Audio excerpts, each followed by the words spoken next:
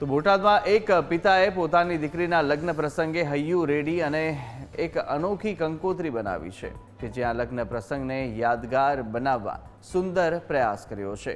બોટાદમાં પાંચપડા વિસ્તારમાં રહેતા નટવરભાઈ કંજરિયાએ દીકરી જાનકીના લગ્ન પ્રસંગ નિમિત્તે 15 પાનાની બેનમૂન કંકોત્રી બનાવી અને આ કંકોત્રીમાં ધર્મ, લાગણી, સંસ્કાર, સંસ્કૃતિ અને પરિવાર ભાવનો સામાજિક સંદેશો આપવાનો સુંદર પ્રયાસ કર્યો છે।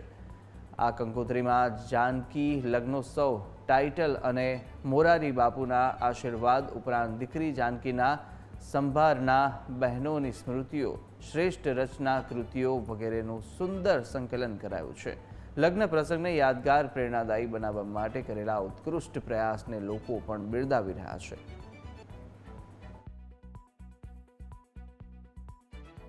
અમે કંકોત્રી એક ન્યૂઝપેપર મીન્સ કે ન્યૂઝપેપરની અંદર પૂર્તિઓ આવતી હોય છે એ ટાઈપની બનાવી છે।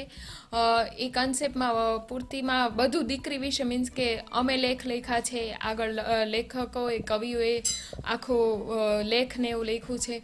બસ આમ કંઈક યુનિક કંકોત્રી બનાવવા માંગતા હતા, એટલા માટે એવી જ કંકોત્રી અમે શરૂઆતમાં પૂજ્ય બાપુના આશીર્વાદ લીધા છે, પછી મહાકાળી માનું આહવાન લીધું છે અને પછી અમારા પાંચેયના લેખ આવે છે પરિવારના લોકોના, અને પછી કવિ લેખકો બધાએ કવિતા લખી છે, લેખ લખ્યા છે, આડી ચાવી ઊભી ચાવી પણ મૂકી છે। અને પછી જે મૂળ કંકોત્રી છે એ સ્વ હસ્તાક્ષરે લખી છે અને પરિવારના ફોટોઝ મૂક્યા છે।